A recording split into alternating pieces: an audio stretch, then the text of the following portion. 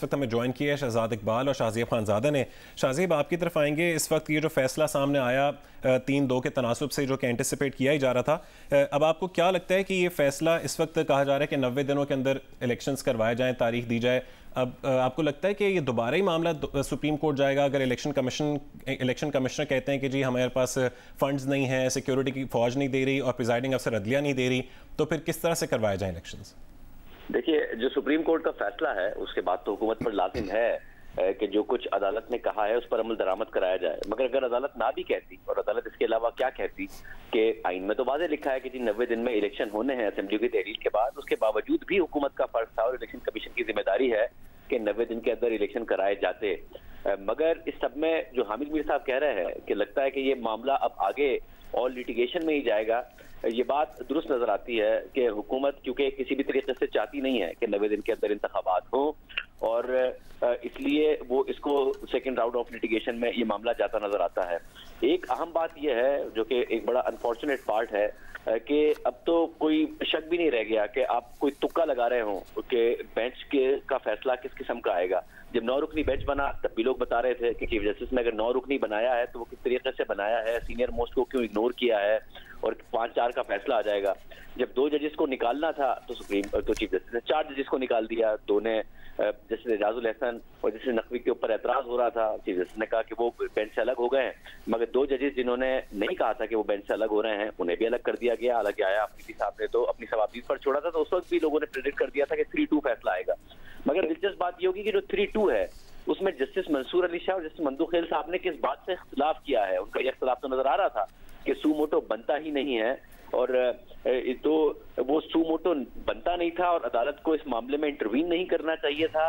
इस बात पर उनकी तरफ से इख्तिलाफ है, या फिर जो 90 दिन का मामला है उस पर इख्तिलाफ है, क्योंकि जो सू मोटो की मेरिट था उस पर वो जरूर सवाल उठाते नजर आ रहे थे। और फिर जस्टिस हसन अल्लाह साहब ने कुछ आम सवालात उठाए थे। देखिए, जो क्राइसिस है वो हल होगा या फिर क्राइसिस में मजीद मुल्क जाएगा, तो मेरा ख्याल हामिद मीर साहब दुरुस्त कह रहे हैं कि मुल्क और क्राइसिस में जाता नजर आएगा। उसकी वजह यह है कि बहुत सारे सवालात हैं जो एड्रेस होने हैं, और वो ये कि अगर सूबों में इलेक्शन हो गया और एक नई हुकूमत आ जाएगी, जो कि जाहिर है आइन के मुताबिक 90 दिन में होना चाहिए, तो फिर जब वफाक का इलेक्शन हो रहा होगा अक्टूबर के महीने में जाके, तो सूबों में किसी दूसरी जमात की हुकूमत होगी।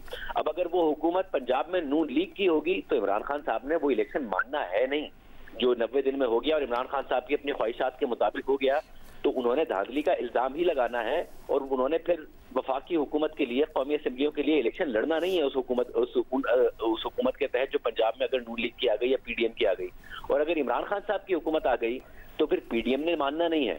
फिर जो इलेक्शन हो रहा होगा हमारी कौमी असम्बली का, वो अब हर हाल में कॉन्ट्रोवर्शियल ही होगा। अगर सूबों में पहले इंतखाबात हो गए और जो भी पार्टी जीतेगी उसके लिए तो बड़ी विन विन सिचुएशन है, और जो भी पार्टी हारेगी उसने फिर कौमी असम्बली के इंतखाबात को एक रिग्ड इलेक्शन कहना है, और पाकिस्तान को मजीद बहरान और मजीद सियासी अदम इस्तेहकाम की तरफ ही जाना है।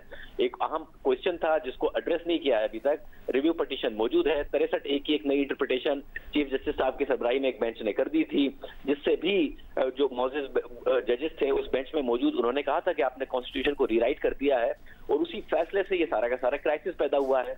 उसको एड्रेस करने की भी बात की गई थी बार्स की तरफ से और सीनियर वकला की तरफ से कि आप एक बड़ा बेंच बनाएं, आप एक फुल कोर्ट बनाएं और उस सवाल को भी एड्रेस कर दें ताकि मामला ही हल हो जाए। मगर उसको भी टेकअप नहीं किया गया।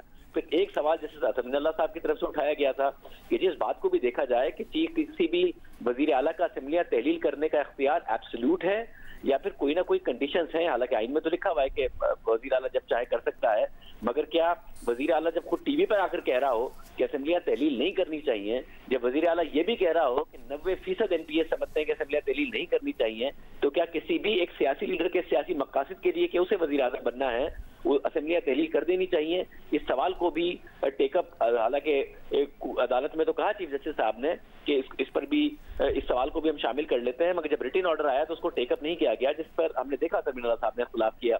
तो बहुत सारे सवालात थे जिनको एड्रेस अगर एक फुल कोर्ट के जरिए कर दिया जाता तो मामला शायद बेहतर होते। अभी आइन तो क्लियर है कि 90 शाहज़ेब, आप कता कलामी की माजरत चाहेंगे।